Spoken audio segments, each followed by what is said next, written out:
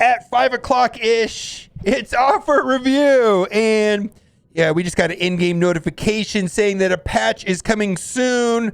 I'm saying that the patch is coming next Tuesday or Wednesday of next week. It also in the in-game notification mentioned 5 new playable characters. They've already talked about Deathlock, Vivision, and Hulkbuster.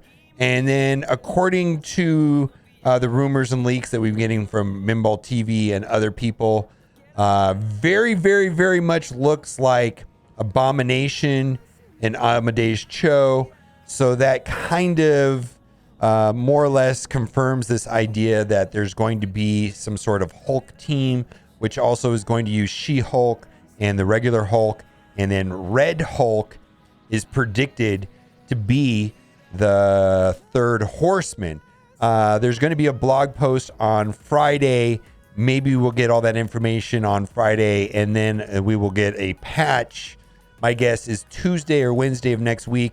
Patches for this game typically come on Tuesdays, but sometimes they come out on Wednesdays, so we will see. Also mentioned inside of the in-game notification, along with the 5 new playable characters, new Doom Raid.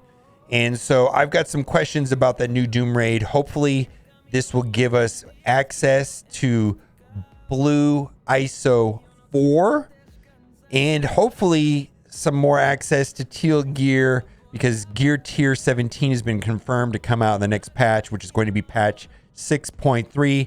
New event campaigns, way overdue. Alliance War update, and that's going to have to do something with, I believe, Deflect. And how Deflect, the way Deflect works, it's 100% block chance, and block also gives a percent chance to resist negative status effects from applying. And they're going to introduce something called a minor Deflect, which doesn't have that resistance to negative effects. There might be other things like that. Store updates, I don't know what that means, and more bugs. No, I don't know. But the sagas and awakened abilities. So this is an addendum to yesterday's post, and this is talking about. This is just clarification. I don't know if this is good or bad or anything like that, but this is just clarification to yesterday's post. Yesterday was an article published entitled "Sagas and Awakened Abilities," where the details of how to first unlock Apocalypse was not distinct for how to fully unlock Promote Apocalypse. The following information has been added to the multiple difficulty section of the article. In English and other languages will soon be added. So, to first unlock Apocalypse, you must complete difficulty 2. So this is an addendum to what they said yesterday, because we thought it was going to be difficulty 3. And to unlock the rest of his yellow stars and red stars, you must complete difficulty 3. So a baby, just like there's a baby Doom, baby Dormammu, Baby Apocalypse will be available at difficulty 2, which requires Gear Tier 16, ISO 8 Blue Level 4, and then you will get a 5 yellow, 2 red Apocalypse, and then difficulty 3, which is Gear Tier 17. We knew about this. Blue Level 5, and then promote Apocalypse to 7 yellow stars, 4 red stars. So a lot of questions are out there are about, are we going to get more access to this Blue Level 4? Because like someone like myself, I upgraded Dormammu and Quake. Was that a huge mistake? I hope not, because it looks like the correct choice would have been upgrading Scarlet Witch and Phantom X and Dazzler and Sunfire and Rogue. I have started on Rogue. I believe that most people upgraded Morgan Le Fay and Agatha. I think those were very logical choices. And then I proceeded to do Heartless, Doctor Strange, and Wong just for the arena. And I believe Rogue is arena worthy as well. She's been wrecking nerds in arena. It's pretty impressive. So that is the question: is are we going to get more access to that? Then also, I wanted to talk about the math for the Space Viking milestones, leading us short of the milestone 29. So first things first. If we look at the Space Viking milestone, these 2 last milestones are basically just offers, and they're not finishable without purchasing offers in the store. And we're going to talk about that because there's a lot of offers in the store. And my personal feeling about this is that, you know what? I'm going to play the game the way that I normally play it, which is pretty sweaty. And I'm going to collect all of those other milestones, milestones 28. And to me, that is bonus stuff. And I don't really care about these convoluted offers. I'm not going to buy into this idea that I got to complete everything and therefore I'm going to spend money on this stuff. I'm going to get what I'm going to get.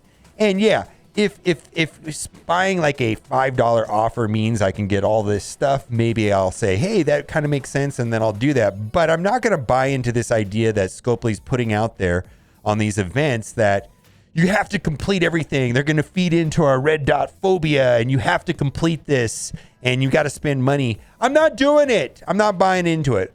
And that's normally how I've been doing these events. This is a little bit different, though, because this Space Viking milestone is now including the fragments, which is for the month-long event. And does that mean that, like if we go back and look at the last month's, like the Dazzler event, like if you missed a couple of those one core offers, it came down to the last minute. And does that mean that if you don't buy these offers, you're also going to be screwed out, on finishing this last one? It's kind of annoying. But at the same time, I kind of feel the same way, even though that is true. And they've never done it this way before. I hope that is not true. And then someone also said they reworked the math. And it's because they reworked the math. We were supposed to get to 29. And then the 30 was the only part that was supposed to be the offer. But we were supposed to be able to get to 29 because that was supposed to be a part of this. And that means that we'll be able to finish. Same story, though. I'm not buying into it. I'm not buying it. I don't like these convoluted offers. I'm grateful for these events. I'm going to play the game the way that I normally play the game, and I'm going to collect all of that bonus stuff. And I'm not going to worry about spending money on finishing these events. I'm going to play the game the best, and I'm just not going to worry about it anymore. It is what it is. Lastly, Rogue is inside of the Elite store, and also Star-Lord T'Challa is now farmable on Doom War 3-9. I did have to refresh the store once to get this, and I do think that's a good value, taking her from 4 to 5 stars for 1,200 Dark Promotion credits. So there we go. Let's get to offer review. We've got a bunch of stuff to talk about, and I'm actually kind of in the mood to buy some things. We've got some training material offers that look attractive. I'm kind of short on gold and training materials at this time. So I'm motivated.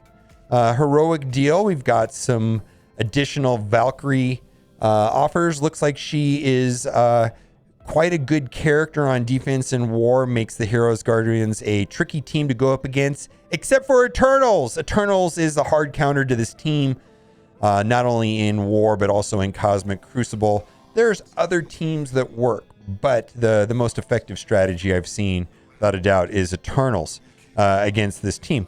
I ended up going Raider on her, and I did all of her T4s, but her basic. I think you can make a case for Striker on her as well. But for me, I'm just going to put her as Raider for now. I feel like there's going to be multiple correct choices, whether you're using her on defense and war, whether or not she's going to be, if you're going to use her for the Scourge. So there's probably multiple correct ISO configurations for that team, but largely I prefer the Raider across the board. If you look at Valkyrie's passive, Heimdall's passive, the entire team gets massive crit chance, almost approaching, they're going to be constantly critting. And so all that extra crit damage that you get in the Raider class is a significant amount of damage. And I feel like that's a very good strategy for most of the team. Putting Raider. Summer of Thunder bundle again. This is basically the anchor pricing on an Elite 4 is $20. So if you are I never buy these myself for $20. I feel that they're closer worth to about $10 to $12. And then we've got four Red Star orbs. At best, those are worth $1.50 a piece. Mostly we're trying to collect the Dark Promotion credits on those. So we got 4 times $1.50, $6. So, if you value this at $10 and you value that at $6, which is kind of a stretch, at best, that's worth $16. This is back to what I was talking about. I'm not worried. I don't like that. I don't like how that they're pre-selling us on this idea that you're going to miss out. I don't like these convoluted offers. I don't like that there's 11 days left on this event. We don't know how we're going to get all the fragments, and we don't know if it's going to be left down to the minute. Is it going to be left to whether or not you successfully purchased all the one core offers? I'm just going to play the game the way the game plays out, and I'm not going to worry about missing those last milestones. If the opportunity presents itself where I can purchase an offer for $5 or something, or there's items in there that I need and it gets me a bunch of milestones, maybe I'll agree to do that on the last day of the event. But for me, I'm just not really worried about it. Let's move on. The Space Viking Mega Catch-Up Bundle. Again, this right here is going to help on that current existing offer that we talked about earlier in offer review. And these effectively are better than training materials. They have basically a one-to-one equivalency to that of a training material orb, but they also have other things inside of them like Wong shards, Madeline Pryor shards. There's other things in those orbs that make them pretty good. So I do want to say I think that these are worth about $1.50 a piece, and they have quite a bit of training materials inside of them. So we've got 9 orbs there plus 5 orbs there, 14 orbs. That right there adds up to $21. And $21, I don't value this. Scopely Math, they put this at some really high number, like $20, but I don't value that at $20. So this just does not add up to $39. And again, that is that. Space Viking, let's move on. 9 lines of lightning orbs. 5 lines of lightning orbs. All right, so there we got 3 orbs plus 5 orbs, 8 total orbs, $1.50 a piece. Puts that at $12. Boy, that doesn't even come close to $25. And then right here, Space Viking orb, shocking value. I don't know, man. Basically, this is worth about $1.50 a piece. I don't put a lot of value in that, so we're gonna move on. And then lastly, the Space Viking orb, get a shocking value from 2 lines of lightning orbs. I value this at $2, $1.50 a piece. So there's 2 orbs right there. So that's $3. I don't place high value on the rest of these items. So that doesn't come close to $10. And then right here, this is glitched out. It says that there's going to be a lines of lightning orb in here, but there just clearly is not. I value that at $1.50, that at $1.50. Don't place a lot of value on that because it's T3s. Anyways, let's move on. And then nope. And boy, that's a tough sell right there. They're selling ISO 8 orb bundle. I feel like if it was just ions, I'd be more interested in that. And then this is Kraken Snacks, getting people to level 4. I feel like I want to know what the rewards. See, I wouldn't be a purchaser of this until I knew how, especially how my alliance or how your alliance is going to do based on the new raids that are coming out next patch, and whether or not this is going to be a part of that reward structure. I'm very curious to see how that plays out next week, to see if the new raids are going to include these level 4 ions or not. Terrific training offer. Okay, so basically, let's just ignore these right here. This pays out on average. This is basically the equivalent of 11 training material orbs, and I value training material orbs at best at $1.50 a piece. So this does have, if you need training material orbs, this is one of the more reasonable offers. So I'm going to be purchasing this right here because I need training materials, I need gold orbs, I need all of it. So we're going to be buying this today. Failure. Whoa. I guess we're not buying it today. All right, we're going to reload up the game. It crashed on me. What we're going to do in the meantime is we're going to toggle over to my free-to-play account, and we're going to pick up where we left off there. We're going to scroll down, and we're just going to go. We're not going to purchase that, but we are going to pick up where we left off. Here we were right there. Then we have Sentinel of the Spaceways offer. So this right here is 50 Silver Surfer shards for $5. I approve. Silver Surfer is amazing. I still think he's one of the better characters in the game. Probably top 20, top 25 characters for sure in the game. Easily one of the better plug and play characters. So if you want to pick up Sentinel of the Spaceways offer, Silver Surfer, My favorite, $5 for 50 character shards is a very good deal. Agatha, we talked about this offer yesterday. This is probably going to be the main choke point for the Darkhold teams. Agatha, they typically have one character on every team that they just don't make available anywhere. 50 character shards for $35 is a terrible value. Not great. Exclusive orb offer. I'm going to be buying this on my main account also. I just need gold and training materials because I've gone to level 88. And we get one gold orb, one training material. We vary these at $1.50 a piece. Not a crazy good deal, but we've got right there basically $2 for $3 of boomer value, if you will. So we're going to pick that up on my main account there. That's a gold orb and a T3 orb. I don't need the T3 orbs. And then we've got a gold orb and a red star orb. I don't really need red star orbs at this time, but if you do, that also makes sense to me. Basically, I value those orbs at $1.50 a piece. Then we've got premium orb pack. I don't purchase premium orbs.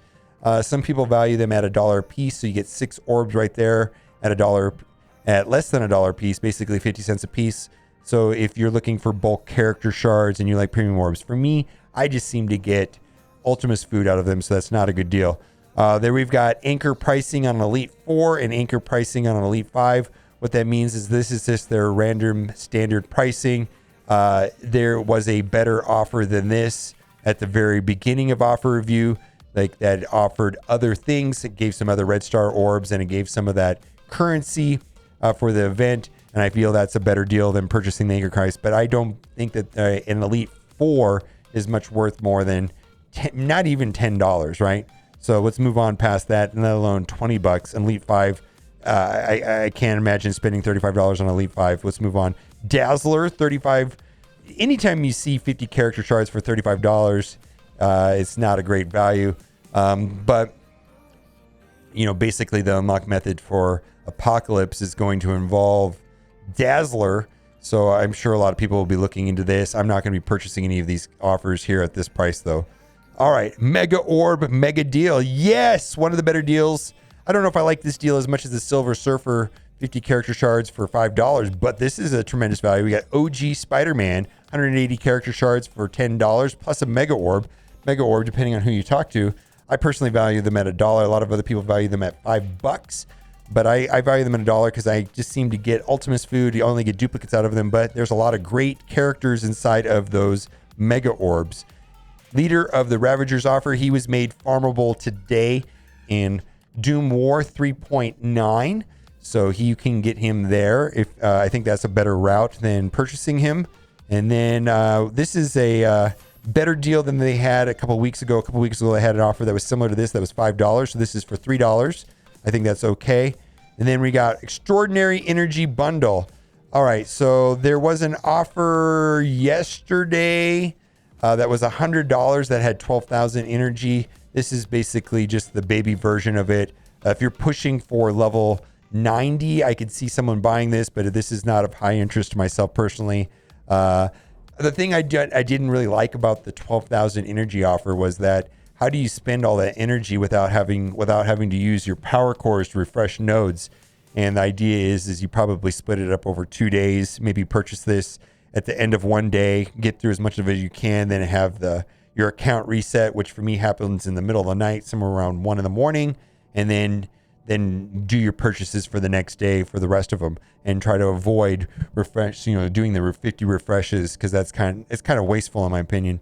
All right, not a great deal.